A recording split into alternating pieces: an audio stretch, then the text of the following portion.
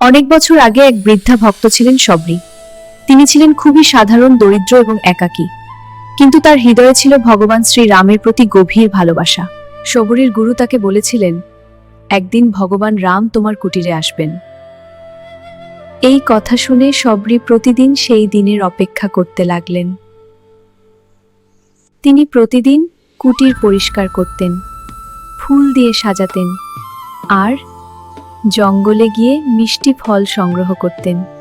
বছর কেটে গেল, তবুও শবরীর বিশ্বাস একটুও কমল না। একদিন সত্যিই ভগবান শ্রীরাম এবং লক্ষ্মণ তার কুটিরে এলেন। শবরী আনন্দে কেঁদে ফেললেন। তিনি রামের জন্য ফল নিয়ে এলেন, কিন্তু একটি বিশেষ ব্যাপার ঘটল। তিনি প্রতিটি ফল আগে নিজে চেখে দেখতেন, যাতে তা মিষ্টি হয়, তারপর রামকে দিতেন।